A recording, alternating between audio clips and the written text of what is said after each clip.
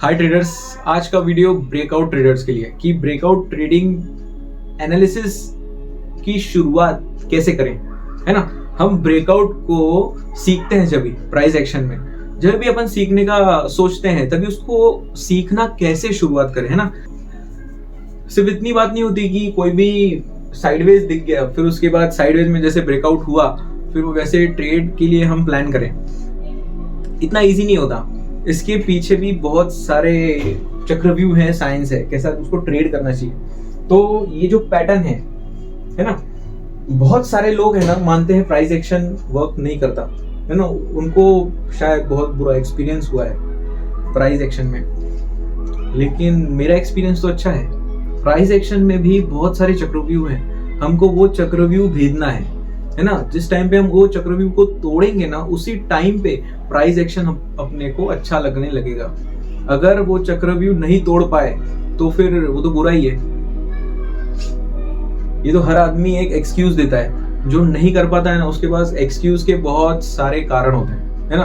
पूरी जैसे झाड़ होता है ना, झाड़ में कितनी पत्तियां होती हैं, कितनी सारी पत्तियां, वैसे उसके पास सारे के सारे कारण होते हैं कि ये ऐसा काम नहीं करता है, ये ऐसा काम नहीं करता, ऐसा वैसा वैसा ऐसा। गाइस कैसा है ना, ट्रेडिंग में स्ट्रेटजी जो है प्राइस एक्शन वगैरह, ये सिर्फ अपने को रिस्क रिवॉर्ड प्रोवाइड करती है ना। रिस्क रिवॉर्ड, हम ऐसा एरिया ढूंढते हैं कि जहां से हम अपने को रिस्क रिवॉर्ड हाईएस्ट मिले, है ना। ये जो भी अपन स्ट्रेटजी वगैरह जो भी सीख रहे हैं, जो भी एनालिसिस कर रहे हैं, उससे सिर्फ और सिर्फ अपने को एक रिस्क रिवॉर्ड हायर मिले, इसके लिए ही हो रहा है। और दूसरी चीज ऐसी है कि अगर ये ट्रेडिंग गेम को अगर विन करना है तो जो प्रोबेबिलिटी है उसको आपको मास्टर करना पड़ेगा, है ना। प्रोबेबिलिटी, अगर पैसा कमाना है तो 1 2 3 ट्रेड से जो पैसा आता है, उसका रिजल्ट आता है, उससे अपन पैसा कभी नहीं कमाते, है ना। जो भी अपन पैसा कमाते हैं ना, वो टोटल 10 ट्रेड, है ना, टोटल 10 ट्रेड के नेट प्रॉफिट से, नहीं तो जो भी नेट लॉस निकलेगा,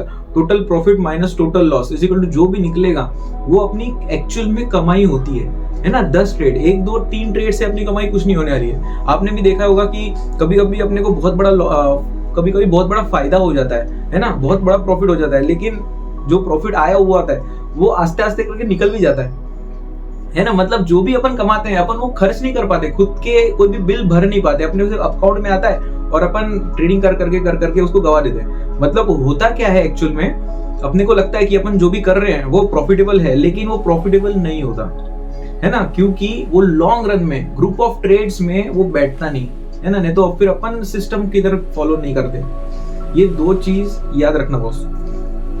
पहली की क्या कि स्ट्रेटेजी अपने को सिर्फ हायर रिस्क रिवॉर्ड एरिया देती है, बस that's it, higher risk reward area, है ना। अभी जैसे ये ब्रेकआउट है, ये ब्रेकआउट पैटर्न तो सब फैमिलियर है, सबको मालूम ही होगा। अभी देखो यहाँ से ये रन होता है, तो कहाँ पे अपन ट्रेड लेंगे कि जहां पे अपने को रिस्क रिवॉर्ड सबसे हायर मिलेगा।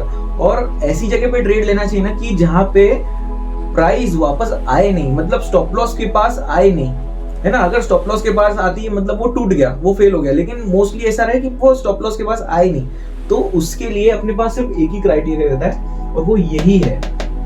ठीक है, कभी कभी रिटेस्ट नहीं होता, लेकिन वो छोड़ देने का जब भी आता है तभी, है ना। और जो मैंने 2 बात कही कि एक जो स्ट्रेटेजी होती है, दूसरी जो प्रोबेबिलिटी, उसको एकदम मास्टर करना पड़ता है, और तीसरी बात ये है कि एक चीज पे भरोसा रखना कि मार्केट में आप जो भी एनालिसिस करने का, प्राइस को प्रिडिक्ट करने का, ट्रेड करने के लिए जो भी तरीका अप्लाई कर रहे हो, यूज कर रहे हो, मतलब जो एक्सेप्ट कर रहे हो ट्रेडिंग करने के लिए, वो 40% 50% वर्कआउट नहीं करेगा और बाकी का टाइम वर्कआउट करेगा। ये रियलिटी है। 40 50 60% वर्कआउट नहीं करेगा और 40 50 60% वर्कआउट करेगा, है ना। ये हर टाइम पे होता रहेगा। आप जो भी स्ट्रेटेजी पकड़ लो, जैसा भी पकड़ लो, ये दोनों चीज की वजह से आ जाती है बीच में प्रोबेबिलिटी, है ना। प्रोबेबिलिटी को, इसके लिए ये बहुत ज्यादा सीरियस इशू है ना। ये बहुत ज्यादा सीरियस कॉन्सेप्ट भी है। प्रोबेबिलिटी को समझना और उसको ट्रेडिंग में अप्लाई करना इज नेसेसरी, है ना। उसके अलावा नहीं हो सकता। और जो भी आपकी स्ट्रेटेजी, जिस टाइम पे अगर आपको मालूम है, जो भी आप सिनारियो प्लान कर रहे हो, जो भी स्ट्रेटेजी, जो भी जैसे भी है, अगर 40% ही वर्कआउट हो रही है, नहीं तो 50% वर्कआउट हो रही है और 50% वर्कआउट नहीं हो रही है, तो 50% में जितने भी मार्केट में वो चीज हो रही है, जरूरी है कि आप सबके साथ पकड़ पाओ, नहीं पकड़ पाओगे। तो 50% में से भी बचे कितने, समझो 10% आप पकड़ पा रहे हो, तो 10% में भी पकड़ने के टाइम पे कुछ ना कुछ इश्यूज आएंगे, है ना। कभी कभी हो सकता है कि आप नहीं पहुंच पा रहे उस पे, है ना। कभी कभी कोई भी इशू आ जाता है कि अपना कैपिटल ब्लॉक हो गया कहाँ पे, या मूवमेंट इतनी फास्ट हो गई कि हम उसको कैच नहीं कर पाए, है ना। कुछ भी इशू आ जाते हैं तो उसमें और 5 ये कर लो, तो बचे कितने अभी सिर्फ 5%। तो 5% आपको मिल रहे हैं, तो 5% ही अगर मिल रहे हैं तो उसमें जितना आप कमाओगे ना वो सबसे ज्यादा होना चाहिए, है ना। रिस्क रिवॉर्ड यहाँ पे आता है, जितना आप सही हो, जब भी आप सही हो ना, ज्यादा से ज्यादा अर्न करो, और जितना जब भी आप रॉन्ग हो कम से कम लूज करो। जैसे लिवरमोर का कहना है कि whenever you are right earn more and whenever you are wrong lose less। ये बहुत जरूरी है ट्रेडिंग में, क्योंकि इससे ही हायर रिस्क रिवॉर्ड काम करता है, और ग्रुप ऑफ ट्रेड्स में ये आता है ना। ये 3 जो चीज है ना, ये समझ लो, नहीं तो तुमसे ना हो पाएगा। ये चीज तीनों बहुत ही ज्यादा मुश्किल है एक्सेप्ट करने के लिए, क्योंकि ये लंबी चीजें हैं, है ना। साइकोलॉजी में बैठानी पड़ती है, दिमाग को एक्सेप्ट करवानी पड़ती है। हम जो भी एक्सपेक्टेशंस लेके स्टॉक मार्केट में घुसे हैं ना ट्रेडिंग के लिए, वो सारी पूरी नहीं हो पाएगी, नहीं, है ना। ये सारी जल्दी भी नहीं पूरी हो पाएगी अगर हम ये 3 चीजों को भरोसा करें तो, है ना। तो हमको क्या चाहिए, अपनी जो भी एक्सपेक्टेशंस है वो जल्दी से जल्दी पूरी हो। हम इंसान बहुत ही लालची होते हैं, है ना, बहुत ही ज्यादा लालची। इसी के लिए आपका खुद पे ट्रेडिंग के दौरान कंट्रोल नहीं है, ये आपने देखा होगा, है ना। इंसान बहुत ही कमीना होता है, इसलिए ये 3 रूल बहुत ही इंपॉर्टेंट है ना। तो अभी जो भी ब्रेकआउट ट्रेड करते हैं, अगर वो प्लान कर रहे हैं कि उनको इस पे पैसा लगाना है ना। पैसा मतलब यार बहुत ही वैल्यूएबल चीज है, एक एक रुपया भी आप कहाँ पे भी लगा रहे हो, है ना, कहीं कचरे में मत लगा देना। अगर जो भी आपका पैसा है, आपके पास जो भी पैसा है, आप कैसा रखते हो उसको, आप अच्छे से रखते हो ना, अच्छी जगह पे, कि कहीं पे भी इधर उधर कचरे में इधर उधर नीचे फेंक देते हो। वैसे ही अपना पैसा फेंकना मत किधर भी, हमेशा उसको समझ के ही लगाना, समझ के ही यूज करना, क्योंकि वो पैसा बहुत जगह पे काम आ सकता है। अभी जो भी ब्रेकआउट्स प्लान करते हैं, सीधा सीधा गणित है। हर एक जो प्राइस है वो एक साइकिल में चलती है, साइडवेज ट्रेंड, है ना। तो ये ब्रेकआउट है, ये सपोर्ट है, ये रेजिस्टेंस है, ये साइडवेज मार्केट है। ब्रेकआउट में जब ये बाहर निकला, ये रिटेस्ट करेगा और ये रन किया। ऐसा भी हो सकता है कि ये रिटेस्ट ना करे, सीधा रन हो जाए। ये जो अपन ने ब्रेकआउट टाइप्स में बात की थी, इट्स वन ऑफ टाइप, है ना, एक टाइप का है। अभी जो रिटेस्ट वाला है हम वही पकड़ेंगे। जैसे मैंने बोला वो 3 पॉइंट में से एक पॉइंट क्या है कि 40 से 60% ही कोई भी स्ट्रेटेजी वर्क करती है, नहीं तो वर्क नहीं करती, है ना। ये वेरी करता है। वैसे ही ये स्ट्रेटेजी कभी कभी वर्क नहीं करेगी, कभी कभी वर्क करेगी। और अगर वर्क करने वाली अगर तुमने प्लान की है, तो जब भी वो वर्क कर रही है तभी ज्यादा से ज्यादा अर्न करो उससे, और जब भी वर्क नहीं कर रही है तभी एकदम कम से कम उसको दो, लूज करो, बस इतनी बात। तो अभी इसको स्टडी करने का तरीका क्या है, अभी जो मैंने पैटर्न्स बताए थे 2132 मेरे पिछले वीडियो में कि टोटल ब्रेकआउट्स के पैटर्न है, तो वो मैंने डिराइव कैसे किए, मतलब वो समझे कैसे कि क्या है। मतलब ड्रॉ करने के टाइम पे मैं जब भी प्राइस एक्शन को स्टडी करता था, एनालिसिस करता था हर टाइम पे, स्टॉक सिलेक्शन के टाइम पे, तभी अलग अलग पैटर्न तो दिखते थे, लेकिन वो कभी रिटर्न में नहीं आए, है ना। मैंने लिखा नहीं उसको, मेरे सिर्फ दिमाग में था, है ना। अपन जब भी कुछ भी करते हैं, एनालिसिस जो भी करते हैं, हम अपने दिमाग में ही रखते हैं, हम कंटाला करते हैं उसको लिखें, और वो बिना लिखे कभी कभी भूल भी जाते हैं। तो वैसी वो चीज होती थी मेरे साथ, मेरे दिमाग में रहता था, लेकिन मैं कभी ध्यान नहीं दिया उस पर। लेकिन जिस टाइम पे मैंने सोचा कि यार ये ब्रेकआउट को थोड़ा अच्छे से स्टडी करते हैं, जैसे कोई साइंटिस्ट वगैरह क्यों कैसे स्टडी करेगा, वैसे इसको स्टडी करते हैं, उसका प्रोजेक्ट रिपोर्ट टाइप निकालते हैं, क्योंकि इसके ऊपर अभी पैसा लगाने का, तो उसको अच्छे से करते हैं। तो बाद में जाके वो सारी चीजें डेवलप हुई। अभी वो कैसे डेवलप हुई, बात ऐसी है कि अगर कोई भी अगर साइकिल है, तो साइकिल का मतलब क्या है, साइकिल के स्टेप्स कैसे होते हैं, ये है साइडवेज ट्रेंड, साइडवेज ट्रेंड, ये एकदम साइकिल है। साइकिल में 2 चीज आ रहे हैं, साइडवेज ट्रेंड, साइडवेज ट्रेंड। लेकिन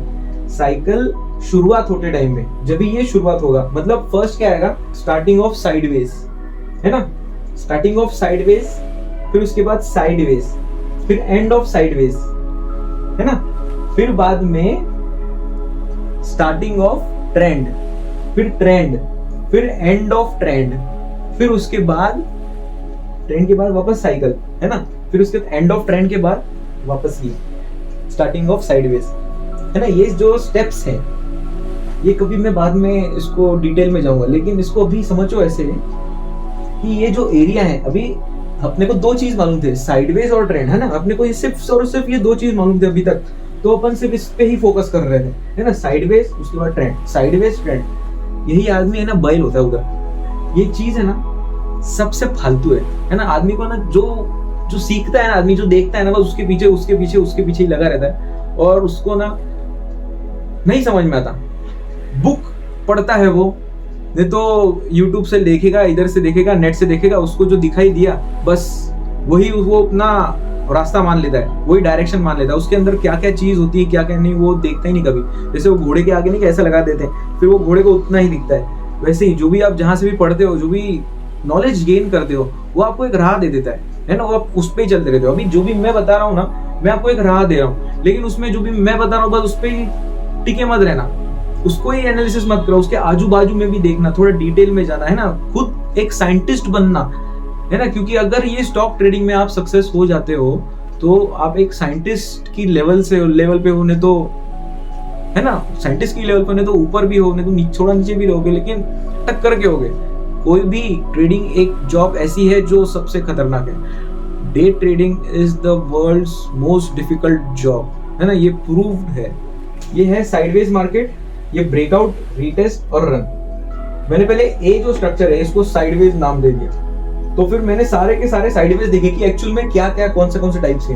तो वो जो 13 पैटर्न है ना, जो 13 जो चैनल के पैटर्न है वो आए फिर सामने। फिर उसके बाद जिस टाइम पे ब्रेकआउट होता है ना, अभी इसको अगर डिटेल में करेंगे ना, अभी जैसे मैंने वो साइडवेज और ट्रेंड के बारे में एक साइकिल बताई, वैसे ही अगर इसको मूव के बारे में अगर डिटेल में जाएंगे, जो ब्रेकआउट वर्क होते हैं, तो उसमें क्या होगा, ये जो ब्रेकआउट है, बिफोर ब्रेकआउट क्या सिनारियो है और आफ्टर ब्रेकआउट क्या सिनारियो, और ब्रेकआउट के दौरान क्या सिनारियो है। ठीक है, ब्रेकआउट होने के बाद टूवर्ड्स रीटेस्ट, ठीक है, towards retest, at the rate retest, after retest, ये सारे के सारे लेवल्स हैं, मतलब लेवल्स बोल तो स्टेजेस हैं। ये जो काम हो रहा है ना भाई, ये कंपनी की प्रोडक्ट की तरह लो कि एक कंपनी चल रही है, क्योंकि तुम्हारा पैसा लगने वाला है ना। पैसा जो हार्ड अर्नड कैश है, मेहनत कर करके कमाया है, और तुम ये जुआ खेलने में लगा रहे हो, है ना। ये जुआ ही है, समझ में आ रही बात। अगर ये सारा चीज अगर अच्छे से एनालिसिस तुम नहीं कर रहे हो ना, तो तुम जुआ खेल रहे हो, और जुआ का रिजल्ट एक ही आएगा, बर्बादी। इसलिए ये सारी चीज को समझना बहुत ज्यादा इंपॉर्टेंट है। तो अब ये ए में अपन इसको ए में क्लासिफाई कर दिए, ठीक है। तो ए में क्या आता है, सिर्फ साइडवेज, तो अपने को समझ में आता है कि क्या क्या कौन से पैटर्न है। तो जिस टाइम पे आप ये बी वाला एरिया देखते हो ना, कि ब्रेकआउट के बाद, है ना, ब्रेकआउट के बाद मोस्टली है ना रीटेस्ट ही ट्रेड क्यों करनी चाहिए ना, क्योंकि अभी देखो यहाँ पे अगर ब्रेकआउट हो जाता तो फेक आउट होता, तो अपन यहाँ पे भी ट्रेड करते, यहाँ पे भी ट्रेड करते, वो बहुत सारे मल्टीपल ट्रेड्स हो जाते हैं। तो इसके लिए डायरेक्ट ब्रेकआउट को कभी भी ट्रेड नहीं करना चाहिए। वो अगर रीटेस्ट दे रहा है तो ही बेस्ट है, और अगर डायरेक्ट ब्रेकआउट तो मोस्टली उसको छोड़ ही दो, नहीं तो तुम ये यहाँ पे उसको कैच कर सकते हो, है पकड़ सकते हैं। नहीं तो यहाँ पे कंसोलिडेशन बिफोर ब्रेकआउट अगर ये होता है तो फिर ये भाग जाता है। ये जरूरी मतलब हर टाइम पे रीटेस्ट नहीं करता फिर तभी।